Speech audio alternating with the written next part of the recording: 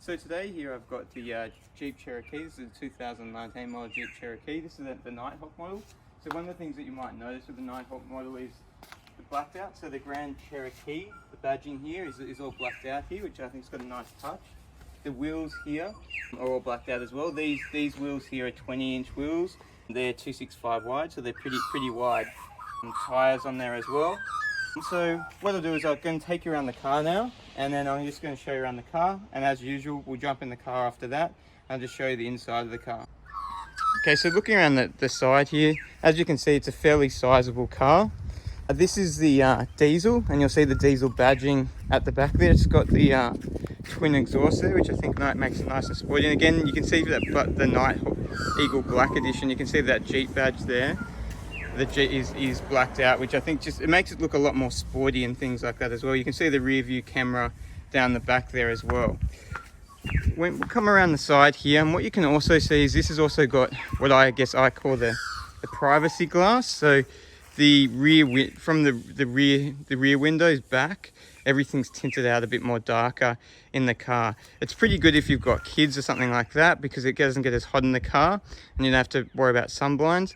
I think the privacy glass here is also even darker than say in my Audi as well, so it's quite a good dark tint on that. So we'll just come back around the front there of the car and just have a look at the front of the car here. So that nice looking Jeep look with the Jeep grille, the Jeep lights there, and again you can see that the Jeep badge is all blacked out there. So what we'll do is we'll just come back around the side again, just have a look the side there, coming out from a wider angle here so you get a good look at it. And what we'll do now is we'll jump in the car, take a look inside the car. So this one has got the keyless entry, so just by clicking here on the button there, you open the car like that. As we jump in, you can see it's got the nice sort of mainly leather with a bit of fabric there, semi-sport seats there. So now inside the Jeep, you can see it's got the semi-digital displays there on the dash. You've just got the revs on the left-hand side. You've got the kilometers. This one, as you can see, is pretty new. It's just done over 5,000 kilometers. And then you've got the fuel and then the temperature, and you can also see the gear selection as well there. So taking you around the cabin here, there's a good size center console screen here. You've got Apple CarPlay in this. You've got lots of different media. It shows you when you've got it plugged in, pictures of the albums, and as you get in, say, the BMWs and things like that. It's got navigation on it. I haven't had a chance to obviously check the navigation out, so I can't tell you much about it. Phone connectivity. It's got a few different apps that you can use here. So you've got off-road pages, which I'm not sure what that is. Let's see what happens, where it takes us. So that's quite interesting, actually. It's got different things for the vehicle dynamics, so that you can see vehicle dynamics. It's got the pitch and roll of the car. That's obviously if you're going off-road. It's tells you a bit about the coolant, the battery, the oil. So I think that's pretty cool, actually. The terrain, altitude. That's pretty cool. That's a pretty cool app. I haven't seen that on a car before. Climate control, this one. Digital radio. What other apps has it got here? Just go to the off-road pages, but I'm assuming that you can probably download more apps and use it. Projection manager, I think that just projects it onto the phone. Yeah, that's correct. So, and then you've got your heated seats in this as well, which aren't on because I don't have the ignition on. As I said, it does have Apple CarPlay. So you got the climate control settings, the radio you can be controlled from here as well. You've got traction control, which you can turn off and on from here. And you've also got the sports mode. And then you've got an eco mode as well if you're trying to save some fuel there. Having a look here, the gear stick, nice look of the gear stick. You can put it in the Tiptronic mode there as well by just putting it in to the left, pulling on the left, and then you can change the gears from there. Just two basic cup holders. This is keyless, as I said, so you've just got the keyless fob here, and then you just do the start stop here with the car. It's got your different full drive controls here. So you've got full drive low, you've got hill control, Then you've got different modes. So you've got a snow mode there. You've got a sand mode. You've got auto, which just chooses whatever, which is the sort of normal mode you're in. And mud and rock there. So heaps of different full drive options, which I think is quite good. So just looking around the cabin, it's got, I reckon it's quite a nice finish. Like, it's definitely a nicer finish than some of these Japanese car full drives that I've been in.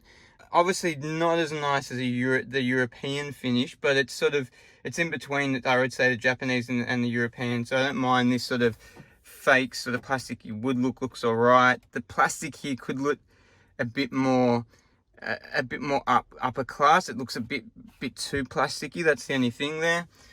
You've got your, obviously, controls, the speakers, and as I said before, the seats are sort of semi-leather with a bit of fabric in there, but they are quite comfortable. You've got a few different storage compartments. You've got your USB, two USB sockets and the 12-volt charger. And if I take you back to the steering wheel here, so on the steering wheel you've got heaps of different gauges here. So you've got you can go to scroll between the radio and the menu options there. You've got your phone options, your voice control. You've got all the cruise control settings here. These ones, obviously, if you had a more upgraded model, would have some other options on it here. At the back here, you've got your Tiptronic controls. So you've got obviously the upper gear and the downer gear. And then on the back, which I can't show you, you can also control the volume. So there's a little button behind the Tiptronic controls where you can control the volume as well. And then you've just got your blinkers here. Everything, there's not one for wiper and one for blinker. There's just, everything's controlled by that one stalk there. So your wipers are controlled there and things like that.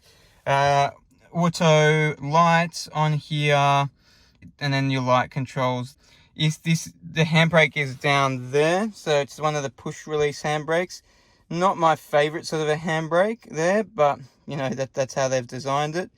And then you're coming back here, you've just got the main, obviously the electric window controls here, another child lock, and the flipping mirrors and things like that. So generally, as I said, I really like the cabin there. You've got the self-dimming mirror as well, which is kind of cool. And then you've got your light controls up there, and then the controls for the sunroof here as well. So what I'll do is we'll jump in the back and we'll see how much room there is in the back. So just in the back now, and as you'd expect, it's a big car. Some good room here, so heaps of leg room. To stretch out, I can stretch my legs out fairly comfortably here in the back. Even the middle seat here has got heaps of room, so you could easily fit 5 adults in here. And the seats are quite comfy. The middle seat's got a fair bit of cushioning as well.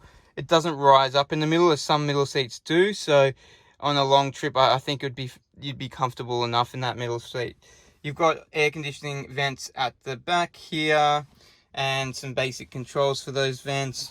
You've just got your storage nets here. One thing I have noticed in the back here as well is that the seats, they're not on rails or anything like that. So some of these newer full drives, probably especially the mid-size full drives, because you're sort of always sort of struggling to get as much room as you want, often have the rear seats on rails. Here, this doesn't have the rear seats on rails. So if you did need to push them forward to get more luggage space, unfortunately you can't do that here.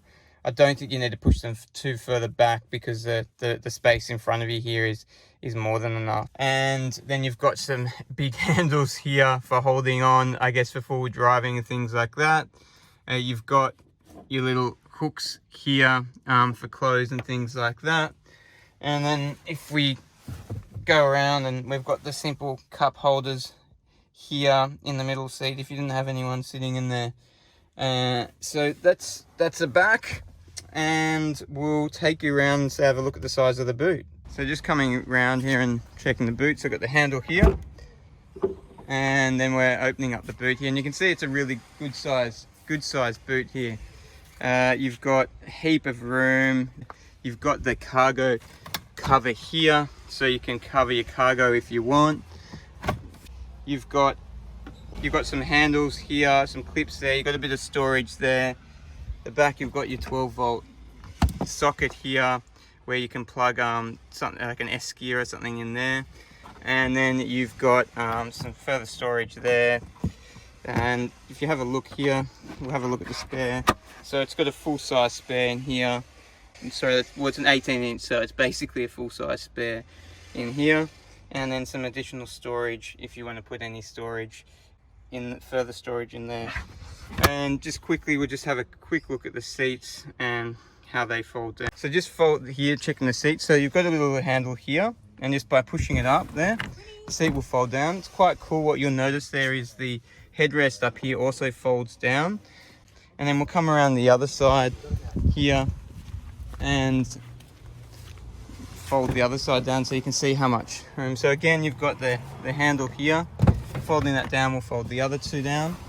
Again, they lie pretty flat, so you get quite a fair bit of room with those seats fully folded down there. And then just having a look at the room with all the seats folded down. So this is just a manual close. So you've got the two handles there. You've got no button that does the closing for you. So just to have a look at the back again. So what we'll do now is we'll take it for a spin. I'll tell you what I think of the car. So now inside the Jeep, first sort of driving it, it's a really smooth car. It drives very smoothly, going over some potholes and things like that. You don't notice any big clunks of the suspension or anything like that.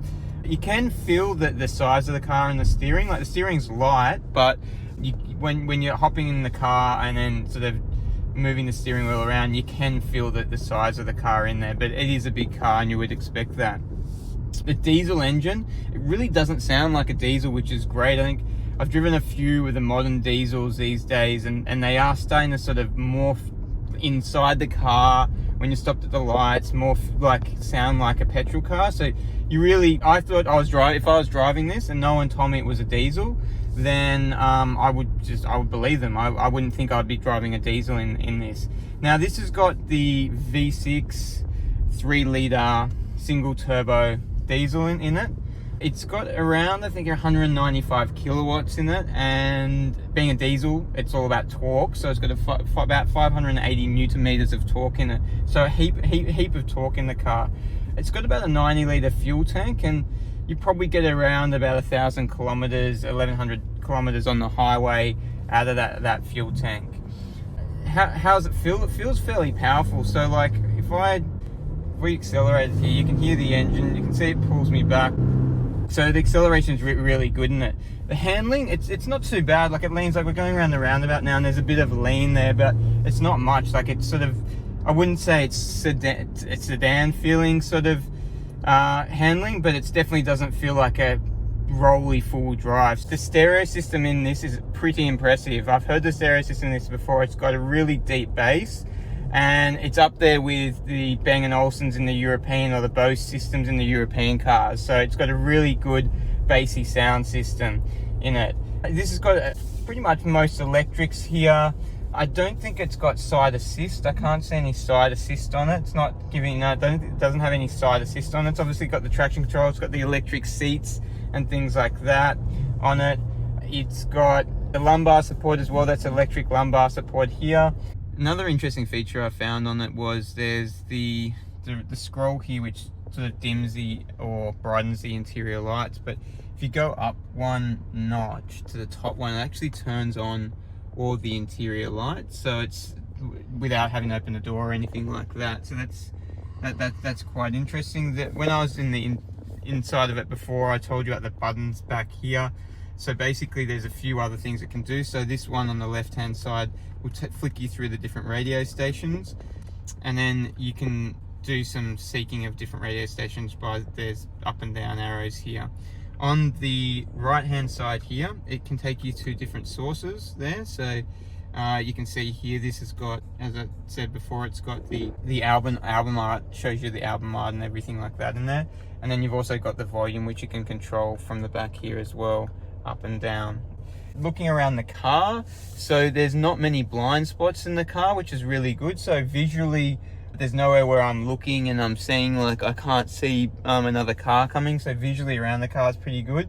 The brakes on the car as well, the brakes are really good. They're strong. You can be confident in the brakes in the car. So all in all, what do I think about this Jeep? I think for the price, it's a very, very good car. It's obviously very competent off-road. in this review. We're not taking it off-road, but like I showed you before, a few of the off-road features in it, and I'm sure when you take it off-road it will go really well. But driving it day to day, it's very comfortable. I think it looks more upmarket than the Japanese cars inside it. I think they've done a really good job of the inside of it. And I said the engine's very capable as well. You know, it doesn't sound like a really noisy diesel. It's got good pickup there. It's not lacking torque. The car doesn't feel too heavy or anything for the engine. So all in all, if you're looking at a car like this, I think you should definitely have a look at the Jeep, because it is a very nice car.